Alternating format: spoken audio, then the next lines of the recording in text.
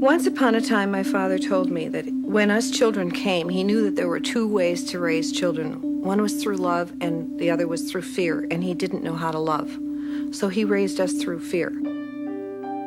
You can't always recognize fear in a photograph album. This is Grandma. When Jill, now 52, and her brother Dave look back on their childhood, they remember what lay behind the smiles in the family portraits. I think to the outside world, our family appeared pretty normal.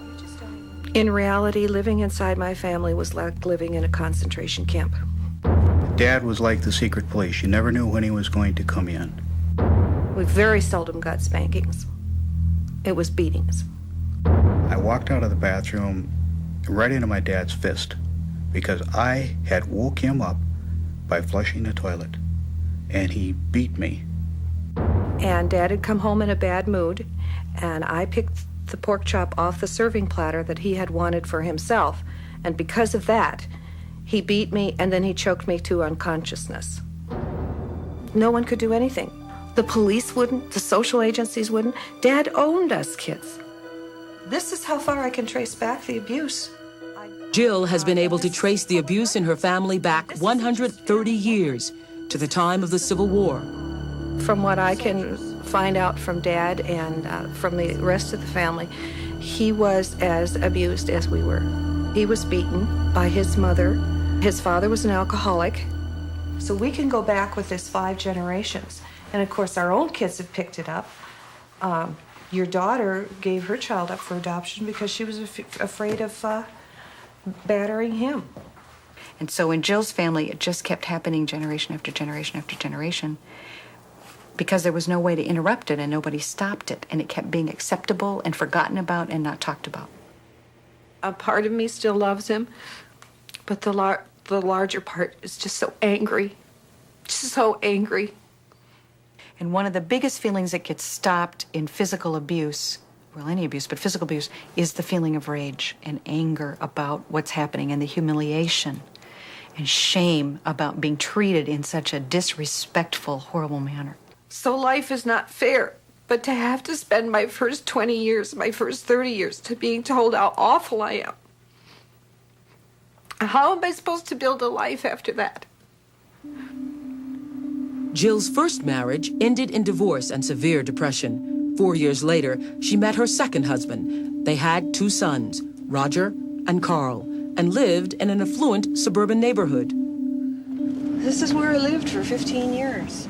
We had a very nice life on the outside, but I was still very much dealing with the rage. I didn't know how to be a mother. I didn't know the difference between discipline and abuse. My son had developed colic. And one day I was just exhausted and I wanted to take a nap. And my son was crying again, as usual. And so I put him in his carriage in the basement and stuffed a cloth in his mouth to keep him quiet. I could have killed him. I could have smothered him. 25 years later, Jill returned to the house where in 1967, her unresolved rage finally caught up with her. That rage is right below the surface, and that rage can funnel up or blow up at any time. Then one weekend I just snapped. I had spent the whole day cleaning house and it looked spotless. And the kids got up early and they'd gotten in the kitchen and gotten potato chips out and had just scattered potato chips all over the floor, my nice clean floor that I worked so hard to get. It was just like it was the last straw. And I got mad.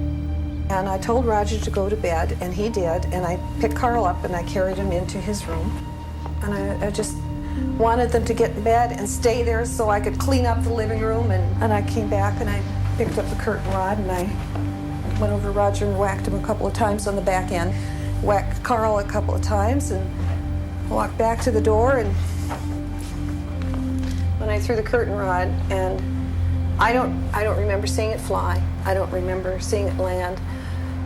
There's about a full minute there that I don't remember, and I choose not to remember. I don't think I could live through that again.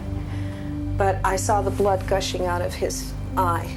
In that moment, the curtain rod hit 3-year-old Roger with enough force to pierce his eye and pass into his brain. I had never abused the children to the point where they had to be hospitalized. I didn't even think of myself as an abuser at that time.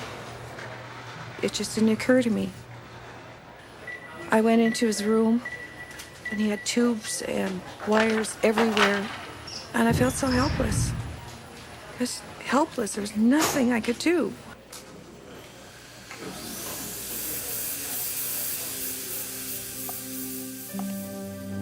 Although the hospital's changed a lot, I could remember the waiting, and I could see Roger in that bed, and the waiting, and the guilt, and the wondering what's going to happen. The first thing my dad said to me when we walked in the hospital was, the sins of the fathers are visited on the daughters. Everything I'd feared from my father killing me, and now I've killed my son. Roger died at 2:30 in the morning. And at 6 o'clock in the morning, the phone started ringing because there had been a story about his death. And at 9 o'clock in the morning, the police came and arrested me.